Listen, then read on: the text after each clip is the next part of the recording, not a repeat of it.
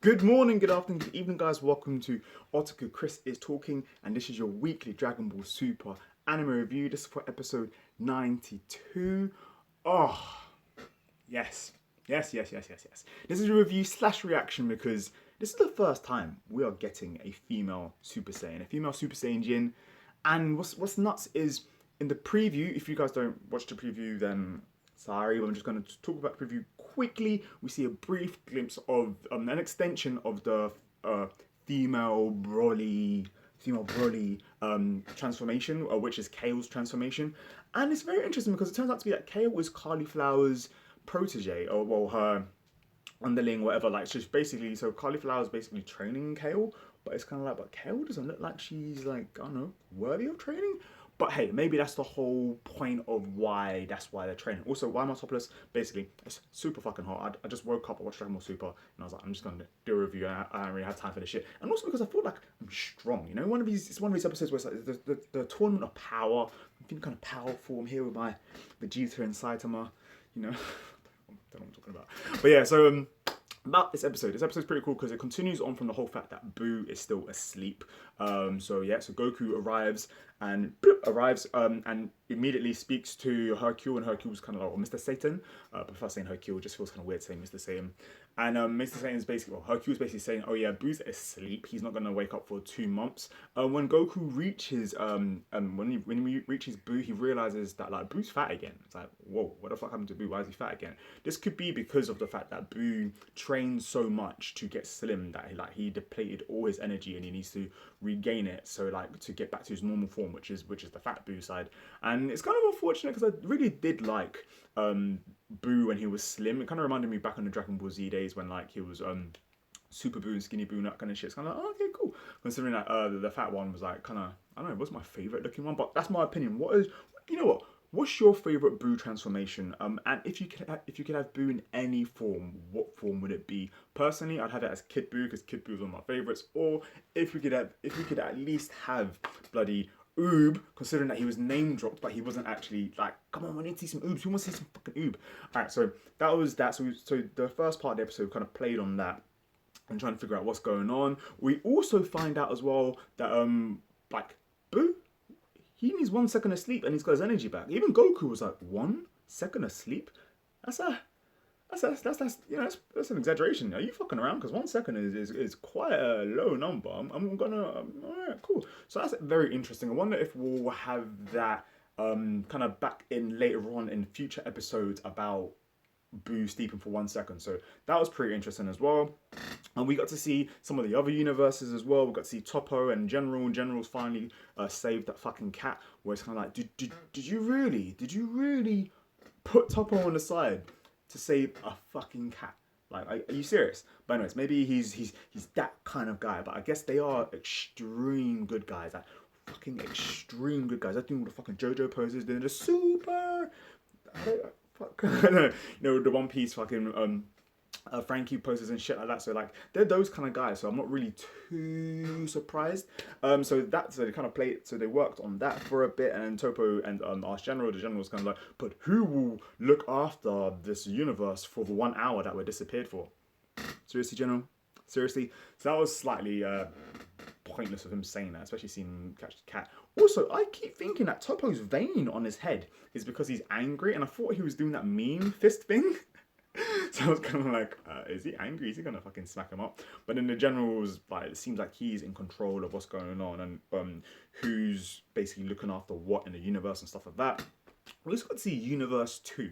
Universe 2 there's also recruiting as well, obviously. What do you guys think about Universe 2? I'm not really fucking feeling Universe 2. Universe 2 look like they're just gonna fucking get destroyed. They're a bunch of robots, but we have seen in a previous fight as well, in previous arc, several arcs ago when we first saw Hit, that they had like a huge robot who could actually withstand the Saiyans and stuff like that. So maybe they're body types or something. Maybe they have things that can actually withstand Super Saiyan gods. And if they're the strongest in the universes, then they have to be. Otherwise, they're going to be destroyed easily.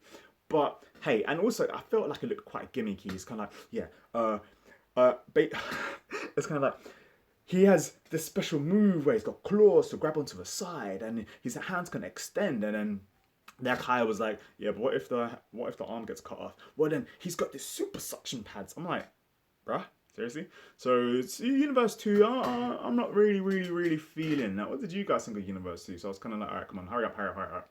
So I kind of like go past that, which kind of just seemed pretty much pointless. And then we then get to see bloody Kaba and Cauliflower actually talking. Cauliflower's kind of like, all right, so like, how do I transform? Tell me what to do. And then Kaba's kind of like, oh, well, dummy. And then Cauliflower's like, what? And she looks like she's angry, but I feel like she's always angry, if you kind of get what I mean. So it's kind of like, she can't really transform through the anger because she's always fucking angry. So probably that's why it might have been easier for her to transform. But Kaba then says, oh, you are, oh no, after she transforms, Kaba basically says that you're a genius, blah, blah, blah. So maybe they should have explained that first, that she was a genius. I feel like Kaba's mentor said that she was a genius, but I don't remember.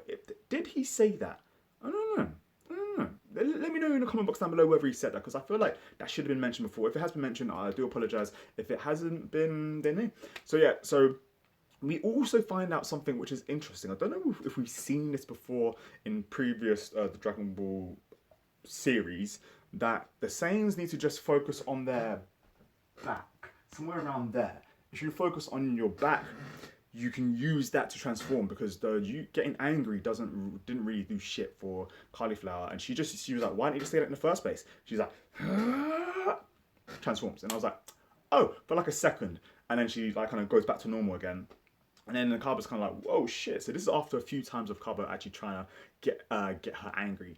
And then she's like, you know what, fuck it. And she just does it again and literally holds it. And she's literally just in Super Saiyan form for like a while. And I was like, what? Oh, this is actually kind of sick. So then she stays in that form for a bit. Overflowing energy. And Kaba's kind of like, oh, shit. And she's like, what is this? And there's this thing as well that's happened in Super. I don't know whether this has happened before, like in Dragon Ball Z arc, or whether this is just a reoccurring thing in Super, where whenever they're about to do like a new energy attack, like the colors fade in and out, like go into negative, and then kind of go towards where her finger was, and an energy ball created. And that small energy ball, she released it, and it went all up into the sky. Literally, that looked like it was planet busting. She looked like she was fucking super strong.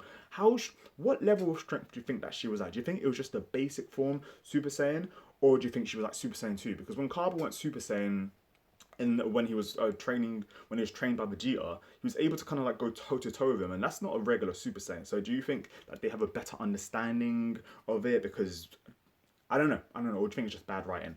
What is your opinion? I literally just want to know this, because these are things I've been kind of picking up, but at the same time, I'm enjoying it. And Dragon Ball Z isn't really a series that you're supposed to pick apart too much like that.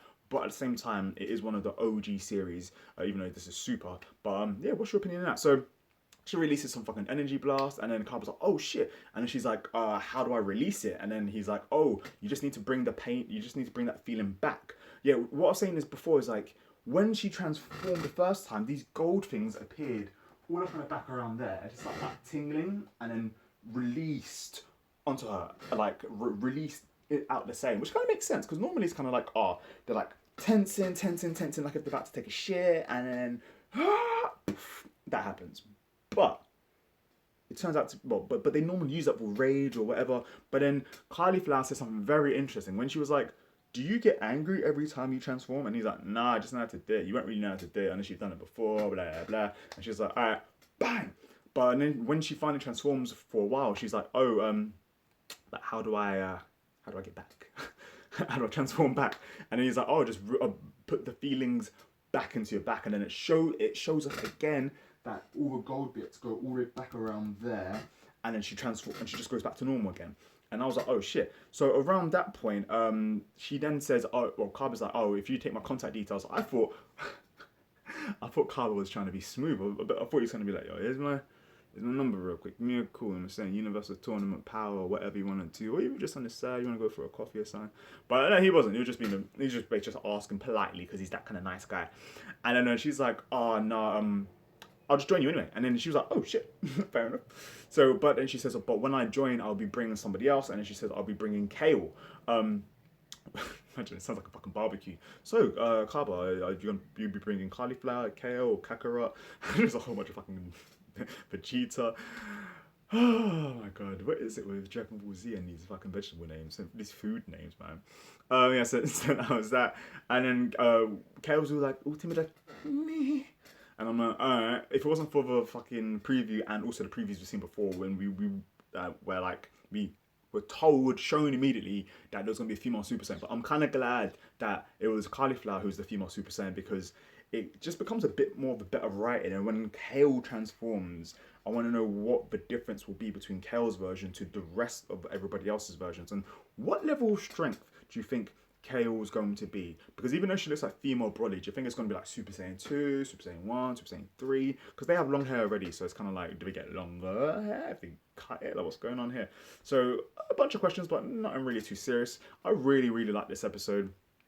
A few slow burn bits with the other like universes, but it's kind of like, they have to do that. I like that because it's just kind of story progression, really. Story progression. Also, we get more information about Master Roshi. It seems that he may have mastered nunchucks. It seems that Master Roshi may have mastered his perversion that we saw in the last, what was it, episode 2 ago. So I'm kind of glad that that's almost done. It didn't take too long, and hopefully we'll get to see him very soon. Turns out Krillin opened his big mouth. I thought Krillin opened his big mouth and was like, Goku, like, why didn't you tell anybody that, like, the universe is going to be destroyed? And I was kind of like, Krillin, shut the fuck up, Krillin, shut the fuck up. But everyone else knew, and then he was like, oh, you do realize that, like, if you told me, you should just told all of us the situation, I'm your friend. And then Goku's like, but if I told you, you wouldn't have joined, would you? And then he's like, yeah, you're right. And Beerus is like, oh, you fucking... No, was it Beerus was a whiz? This is kind of like, how fucking anticlimactic. This was so serious, man. Such a touching moment. Such a touching moment. But yeah, and I thought he was joking, but it turns, I was like, was he joking? Was he not joking? And Goku's like, Krillin. He starts begging for him. And then Krillin's like, you know what, I don't know. But then Goku's like, it's not just about strength. We need your wit and your form of, like, just your understanding of fighting, blah, blah, blah. Paraphrasing, so don't fucking quote me on that shit. And then Krillin's like, you should have just said that in the first place. But then, like, Beerus just appears out of nowhere. He's like, alright, so how about you join the Tournament of Power or Hakai? How about that? And then Krillin's like, if I was going to join anyway, I should have just said yes. The fuck. So that was that. It was good, man. This episode had a nice bit of like it went around the universe. We got to see some of the other characters. We got to see interaction between Goku and the rest of and everyone else. Vegeta broke out again. He just broke out again. So that was kind of like in the last episode. Just so much Vegeta, man. Vegeta. I was just thinking, now that we have so many characters out, all lined up together, who's your favourite Dragon Ball Z character? I don't know, it's not like, this is only like, just a question. Just let me know down below. I just want to try and figure out who it is. Is it the generic Vegeta? Or do you have the 18 fans out there, the Krillin fans out there? Like, who's yours? I kind of think Beerus might be my favourite character, you know? Yeah. Don't know, just Beerus is hilarious, man.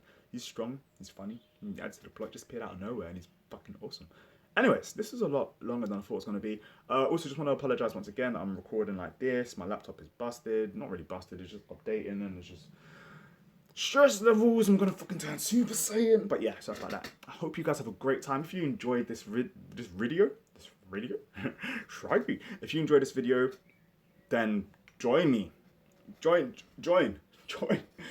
the same community, and also turn on that notification so you be part of the notification squad. Leave your thoughts down below, likes, dislikes, whatever. You know what, I just want you guys to join me, and yeah, hopefully I see you guys soon. Chris is talking. Peace.